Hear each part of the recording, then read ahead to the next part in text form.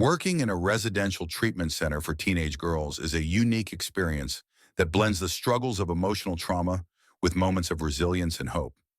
I had been at this facility for a few months, and while I had grown accustomed to the environment, each night still brought its own set of challenges. The facility, with its muted colors and soft lighting, was intended to create a comforting atmosphere. But there was an underlying tension that could often be felt in the air, especially during the quiet night shifts. One particular night remains etched in my memory. I was seated in the small office, diligently filling out reports. The soft hum of the fluorescent lights above me was almost hypnotic, and the rhythmic sound of my pen against paper was the only thing that broke the silence. As I glanced at the clock, I noted it was nearing midnight, a time when the boundaries between reality and the shadows seemed to blur. Suddenly, I heard the soft sound of footsteps approaching, tentative yet urgent. My heart raced slightly. It wasn't uncommon for the girls to wander during the night, often struggling with nightmares that haunted them during sleep. I glanced up, half expecting to see one of the other staff members, but what I saw made my blood run cold. Samara, one of the girls in our care, appeared in the doorway, her wide eyes reflecting a depth of fear I had never seen before. Samara was known for her quiet demeanor and polite smile. She had endured more trauma in her young life than anyone should have to bear, abuse and violence that left invisible scars on her psyche. Yet during the day, she presented a calm facade, managing to engage with her peers and the staff with surprising grace. But this night was different. Something was clearly wrong.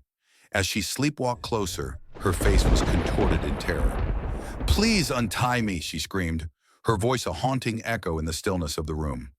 She clawed at her wrists, frantic and desperate, as if invisible bonds were tightly restraining her. The sight of her raw emotions sent a jolt of panic through me. I rushed to her side, my heart pounding as I knelt down to her level, trying to ground her in that moment. "Samara, it's okay. You're safe here," I said gently, though I felt the tremor in my own voice. I reached out and held her trembling hands, trying to soothe her. "You're dreaming. It's just a nightmare. You're okay." But she continued to plead, "He's torturing me. Please, please help me." The desperation in her voice was gut-wrenching. It was as if she was trapped in a nightmare, her reality colliding with the trauma of her past. I felt a rush of compassion for her, an overwhelming need to alleviate her suffering in some way. With shaking hands, I gently sat her down in a nearby chair, trying to bring her back to reality. I noticed her bracelets and watch glimmering in the low light, and instinctively I began to remove them. "Let me help you," I whispered, hoping to soothe her fears. As I slipped the last piece of jewelry off her wrist, I saw her entire body go limp. It was as if a heavy weight had been lifted from her shoulders, and the tension that had gripped her momentarily released. For a brief moment, her face softened, and she looked almost peaceful. I could see the tension drain from her features, as if I had somehow untangled her from the binds of her nightmare. Without another word, she stood up and shuffled back to her bed, leaving me in a stunned silence. The quiet room felt suffocating, and I couldn't shake the heaviness in my heart. I sat there for a long time, staring into the dimness, replaying her frantic words in my mind. It was a stark reminder of the deep emotional scars that many of these girls carried with them. Each smile she wore during the day masked a well of pain, hidden beneath layers of bravado and resilience. A few nights later, the atmosphere was just as tense, and I was on high alert during my nightly checks. The dimly lit hallways were unnaturally quiet, amplifying every sound. The soft shuffle of my feet, the rustling of a nearby curtain, even the distant hum of the heating system seemed louder than usual. I knew I had to stay vigilant. Every night had its surprises, and I had learned to expect the unexpected. As I moved through the corridors, my mind wandered back to Samara's episode. It was a chilling reminder of how fragile the line between reality and nightmares could be for these girls. I reached the common room, my flashlight illuminating the dim space. But just as I was about to turn the corner, a figure suddenly burst forth from behind the door, startling me out of my thoughts.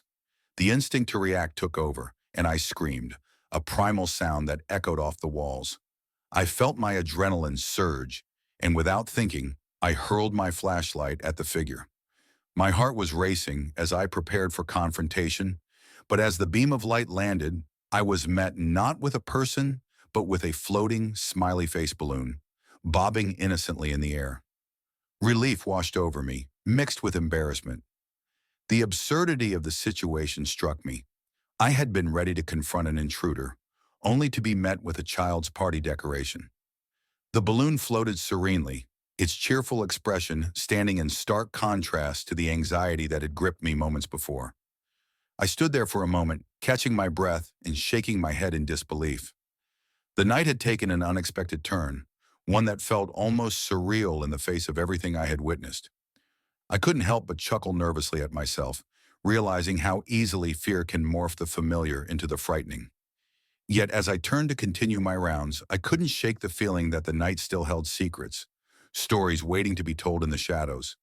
There was a palpable tension that lingered in the air, a reminder that the girls, especially those like Samara, were battling demons that often extended far beyond the walls of the facility. Each shift carried a blend of challenges and the unknown, where hope and despair danced hand in hand. It was a delicate balance, one that required constant awareness and compassion. The work was demanding, but it also revealed the profound strength of the human spirit and the strange, often unexpected ways in which healing can occur. Reflecting on those nights, I realized they were about more than just the girls and their stories. They were also about my own journey in understanding trauma, compassion, and the intricacies of human emotion. In that small treatment center, I learned to navigate the delicate line between fear and hope, ready for anything that might emerge from the darkness, be it a desperate plea for help or an innocent balloon floating in the night.